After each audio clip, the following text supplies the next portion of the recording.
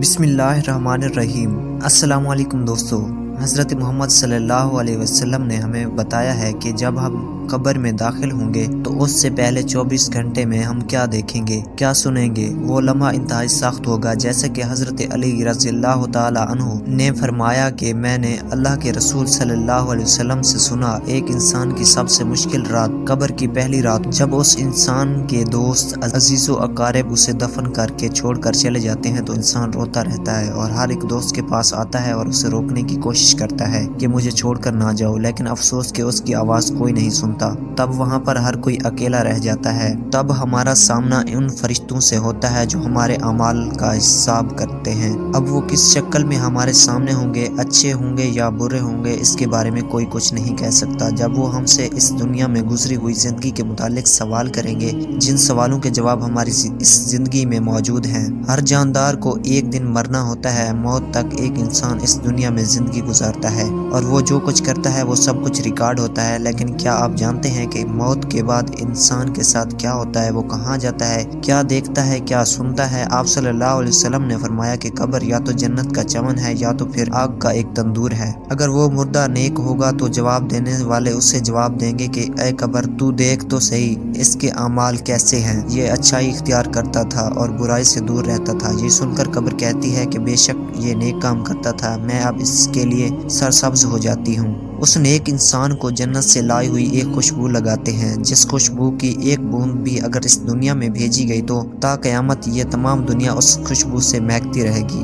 اس مردے کا جسم اس وقت روشن ہو جاتا ہے اور اس کی روح اللہ تبارک و تعالیٰ کی طرف بھیج دی جاتی ہے۔ یہاں اس انسان کے لیے آسمان کے دروازے کھول دیے جاتے ہیں۔ 7 آسمانوں پر 7 دروازوں سے اس انسان کی روح گزرتی ہے، جہاں ہر دروازے پر موجود نگہبان اس سے سوال کرتا ہے کہ تم کون ہو۔ پھر جواب سننے کے بعد وہ اس انسان کو اگلے آسمان کی طرف بھیجتا ہے، یہاں تک کہ وہ 7ویں آسمان تک پہنچ جاتا ہے۔ تب اللہ تبارک و تعالیٰ فرشتوں کو حکم دیتا ہے کہ اس انسان کو دوبارہ دنیا میں لے جاؤ، کیونکہ میں نے اس کو دنیا میں پیدا کیا ہے اور اسے دوبارہ بھی دنیا میں ہی زندہ کروں گا۔ جب قیامت کا دن ہوگا تب فرشتے اللہ تبارک و تعالیٰ کے حکم پر اس کو 7ویں زمین پر پہنچا دیتے ہیں، جو قیامت تک اس کا قبر ہوتا ہے، اور جو کوئی بھی اس کی قبر کی زیارت کے لیے آتا ہے تو وہ اس قبر کے اندر سے ہی اس کی باتیں یہاں تک کہ قدموں کی آواز تک سنتا ہے۔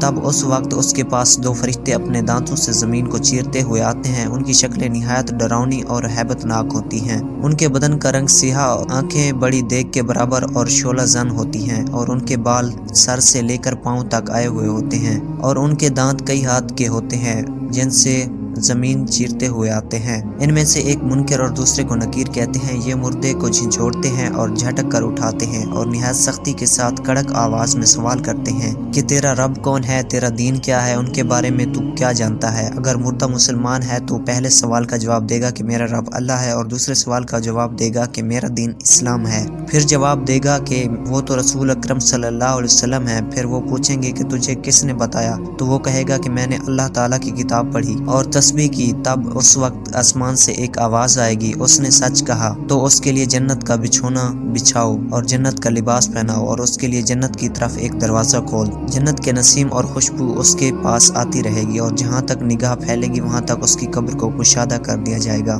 جنت کی کھڑکی کھول دی جائے گی، مگر اس سے پہلے اس کے بائیں ہاتھ کی طرف جہنم کی کھڑکی کھولی جائے گی، جس کی لپٹ اور جلن اور گرم ہوا اور سخت بدبو آئے گی۔ اسے فوراً بند کر دیا جائے گا۔ پھر اس کے بعد اس کے داہنی طرف جنت کی کھڑکی کھولی جائے گی، اور اس سے کہا جائے گا کہ اگر تو ان سوالوں کے صحیح جواب نہ دیتا تو تیرے واسطے وہ تھے، اب یہ ہے۔ تب وہ کھڑکی سے جنت کے نظارے دیکھے گا اس وقت تک جب تک وہ دوبارہ زندہ نہ کیا جائے، اور قیامت کے بعد اسی دروازے سے اسے جنت میں داخل کر دیا جائے گا جو دروازہ اس کے لیے قبر میں کھولا گیا تھا۔ لیکن یہ سب اس انسان کے لیے نہیں ہوگا جو انسان اس دنیا میں اللہ تعالیٰ کے احکام کو بھول کر شیطانی کاموں میں مصروف رہا ہوگا۔ اس کے لیے سب کچھ برعکس ہوگا۔ پہلے اس کے لیے جنت کی کھڑکی کھولی جائے گی تاکہ اس کی خوشبو، ٹھنڈک، راحت، نعمت کی جھلک کو دیکھ سکے، اور پھر اسے بند کر دیا جائے گا، اور پھر دوزخ کی کھڑکی کھولی جائے گی تاکہ اس پر عذاب کے ساتھ ان نعمتوں کی حسرت بھی ہو۔ تبھی اسے آگ کا لباس پہنایا جائے گا، اور اس کے لیے جہنم کی ایک طرف دروازہ کھول دیا جائے گا جس کی گرمی اور لپٹ झपट उस को पहुंचेगी। इस पर आजाब देने के लिए 2 फरिश्ते मुकर्रर होंगे जो अंधे और बहरे होंगे। उनके पास लोहे का एक ऐसा हथौड़ा होगा जो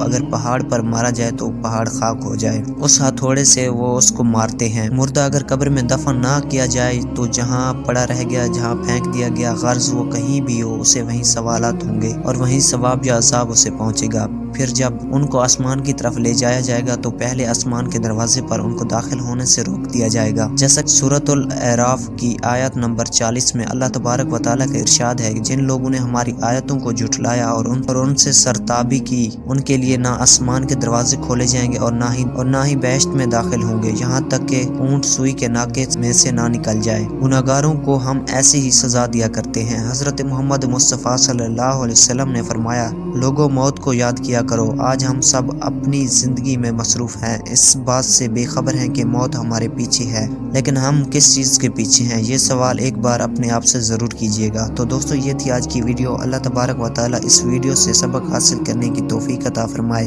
और हमें नेक अमाल करने की तौफीक अता फरमाए। मिलते हैं इंशाअल्लाह अगली वीडियो में, तब तक के लिए अल्लाह हाफिज़।